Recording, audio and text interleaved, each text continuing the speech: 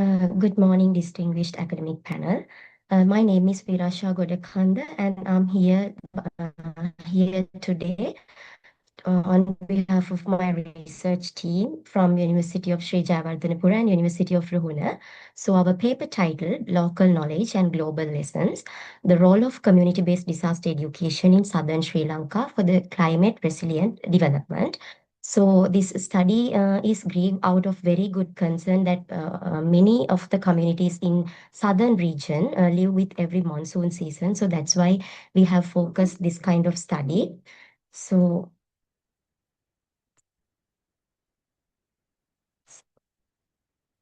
this is the overview or the roadmap of our presentation. When we come up with the background and introduction part in southern Sri Lanka, when covering the Galle and Matara and Hambantota districts, all together, these three districts are recurrently struck by monsoon-driven floods. In the wake of 2004 Indian Ocean tsunami, Sri Lanka undertook some kind of significant reforms in DRR, I mean disaster risk reduction interventions. But DRR content was integrated into the national school curriculum. School safety communities were established, and some kind of evacuation drills were also introduced in that period. In our paper, the system looks some kind of in a robust nature. But here is the problem is we kept encountering on the ground a persistent troubling gap between what students know about the disaster risk and how they actually work, how they actually behave when they are facing a kind of disaster in their day-to-day lives. So students could describe what flood is, but also they knew the terminology, but they were not engaging in proactive and active interventions when organizing the preparedness for the disaster risk. So we call this as a knowledge action gap and closing it in the central purpose of this research. I mean, the central argument of this research is the knowledge action gap between the knowledgeable level of students about the disaster risk. So our fields, the field sites are Galle, Matara and Hambantota districts. The three districts are the study sites and three state schools. We have conducted 3 FGDs, focus group discussions in particular districts, and there were 18 participants for overall FGDs, and 6 expert interviews were conducted, and as well as 4 key informant interviews as well. Majorly, basically, our research is conducted on qualitative nature, qualitative research design. The data collection year was 2026. So when we talk about our theoretical lenses, we have utilized social learning theory by Albert Bandura, and then a health brief model. Those two theories are utilized to analyze the data what we have already gathered. In social learning theory, basically, we have to highlight here, behavior is learned through observations, social interaction, and some kind of modeling. When we talk about the health brief model, people act on health safety threat only. People only act on and only concern about health and safety threats when they are dealing with a disaster, but we need to go beyond that. So that's why that's what the reason we have utilized social learning theory and health brief model to analyze our findings.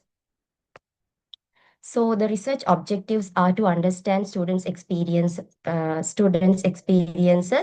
and perceptions of DRR education in flood-prone rural schools in Southern District, Southern Province. Then the second one is to explore how students translate their disaster knowledge and disaster learnings into their home and community preparedness level. The third one is to identify psychosocial and contextual factors that enable or hinder their preparedness behavior. Finally, to examine the role of community-based environmental knowledge in formal DRR education.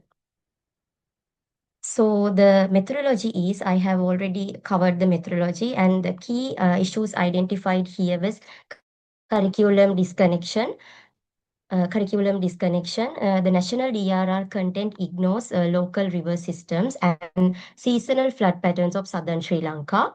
When talk about the road over practice, the content delivered as memorization of facts. No, there is no proper simulation and community flood mapping or participatory risk assessment there. Finally, the missing local context is no reference to hydrological details and local drainage issues or the Nilwala development project and salt barrier effect. Basically, when talk about the southern Sri Lankan disaster, the Nilwala project or the salt barrier project is very essential to talk about. Then the findings, when we are moving on to the findings slides, there are four major findings. The first one is DRR curriculum. Then let me turn into the very first finding. Students and teachers consistently told us that while DRR content is existing in the national, the geography and health science related curriculum, it's largely disconnected from the flood realities in southern Sri Lanka. So as one teacher has highlighted the above mentioned quote, this is a striking situation. A student sitting in a school in the Nilwala River floodplain is being taught about drought impact on agricultural things only, not about river dynamics and flood related things. So the specific identification of this finding is there is a curriculum disconnection. The national DRR content does not refer to the local river systems, particularly in Nilwala and Ging River. So the second one is content is delivered as just a memorization. There is no point of facts and no simulation as well. The third one is missing local context. Basically, the environmental features that are central to the students' experience, the Nilwala development project, as I told earlier, the salt barrier and local drainage patterns are entirely absent from the DRR content. I mean, the emergence and the origin of the disaster is not relevantly and properly passing through the students. Then the finding number two, this household sorry, this is the finding number one. Then the finding number two is household preparedness, community inherited and not education. It is not educationally driven. When we look at what household actually do during floods, we found that their preparedness level and strategies are transmitted through community experience only, not driven by what the students are already learned from their schools in their schools. A student from Matara FGD was painfully, identified that we do not go anywhere. There is nowhere to go. In the upper floor of our house we live, actually there is a system of adoption. They are trying to just to adopt, not to find out the solutions. This is a kind of coping mechanism, not a planning situation. It's reactive and intergenerationally transmitted generation by generation. What households do is they move to upper floors and they are trying to relocate themselves until the flood is over. The missing part of this finding is, the major finding is formal family emergency. There is no any kind of formal family emergency plan, any kind of early warning response protocols within them. The gap between school knowledge and household action is real in realistic situation, and it's a kind of wide thing. Then the psychosocial and structural barriers to their preparedness level. Findings ask that why does the gap persist even when people are aware of the risk? The answer is a set of interlocking psychosocial and structural barriers. We can categorize the psychosocial and structural barriers into four major categories. The first one is economic precarity. Then second one is they are trying to normalize the risk. Then fatalism, and finally gaps in DRR. When we talk about the economic precarity, repeated flooding destroy agricultural livelihoods season after season.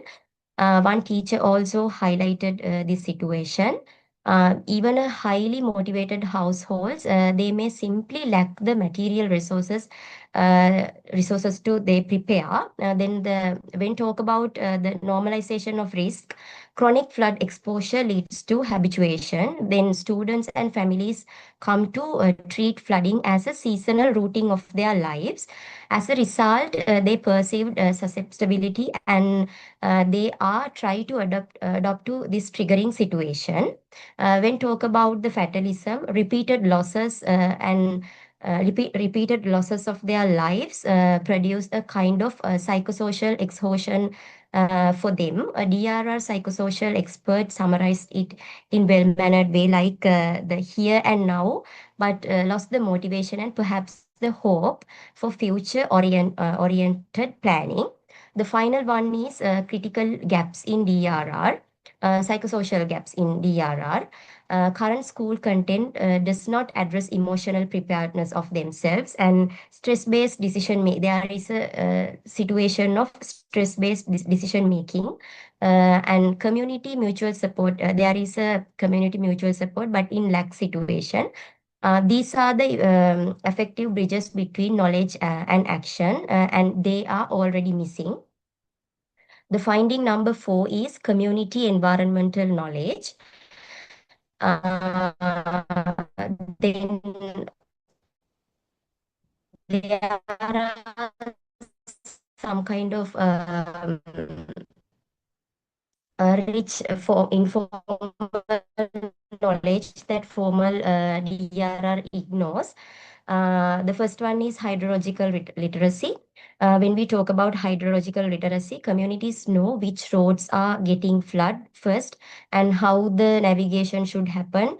They are get written, and historical water level early warning networks.